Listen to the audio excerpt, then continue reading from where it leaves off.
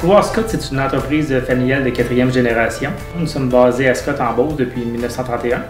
On œuvre principalement dans la vente de poussins de type chair. Nous sommes également producteurs de poulets au Québec et au Nouveau-Brunswick. Et nous produisons également nos œufs d'incubation. Le projet Niscotte a été initié parce qu'on avait des enjeux avec la gestion de nos déchets de couvoir. C'est un déchet qui est principalement composé d'œufs non fertiles, de coquilles, de duvets, d'embryons morts. Et puis, c'est une très bonne valeur nutritive et on cherchait une manière de le valoriser. La solution qu'on a trouvée, c'est nos déchets de couvoir sont transformés par des larves de mouches et non pas par des traitements conventionnels ou du compostage. On élève les larves de mouches chaudonnoires sur des résidus animaux pour qu'elles s'en nourrissent et qu'on puisse réduire les volumes de ces résidus-là, mais aussi générer des ingrédients qui sont sains et éco-responsables pour l'alimentation animale. Notre problème principal d'un point de vue réglementaire, c'est de faire accréditer nos larves, les larves qu'on produit pour l'alimentation du bétail. Puis pour ça, il faut qu'on ait l'accréditation de l'Agence canadienne d'inspection des aliments. On doit démontrer que nos larves sont saines, que leur innocuité, là, elle est bonne. À l'aide de la fermentation, on va venir réduire nos charges en micro-organismes pathogènes. On va venir aussi réduire les odeurs désagréables. Tout ça avant de nourrir nos insectes. Donc, on n'introduit pas une contamination dans notre chaîne de production. Les résidus sont tous pré-traités de façon passive avant d'être servis aux insectes.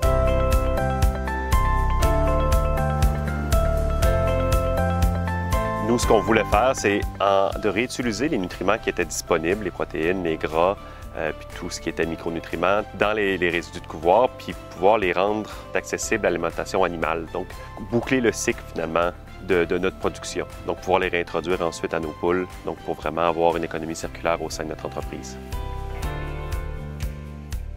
Au bout de 2 semaines, nos larves vont accumuler le maximum de gras et de protéines.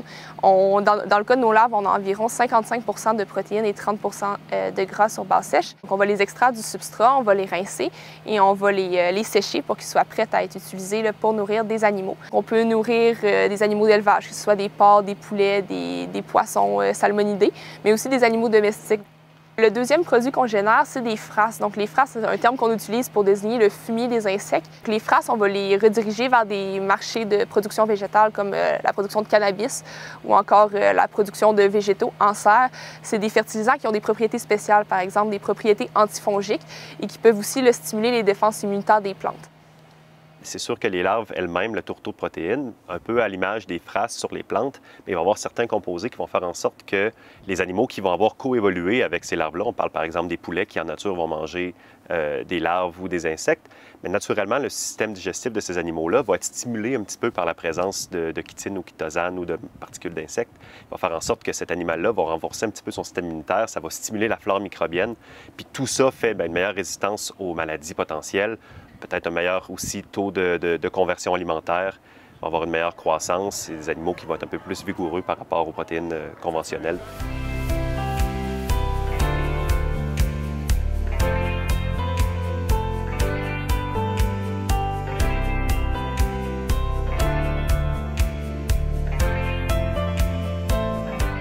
La production animale dans le monde, elle est en croissance. Il y a beaucoup de potentiel au Canada, au Québec, mais partout dans le monde.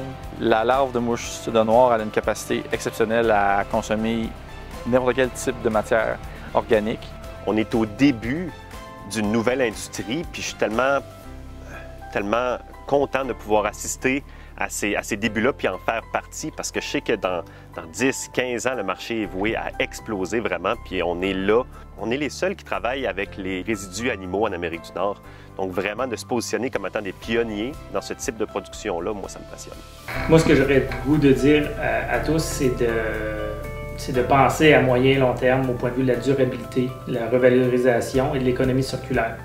Il faut penser aux générations futures, il faut penser à notre planète Terre, il faut penser aux gaz à effet de serre. Donc, tout ce qui peut être significatif aujourd'hui peut avoir de très grands impacts demain.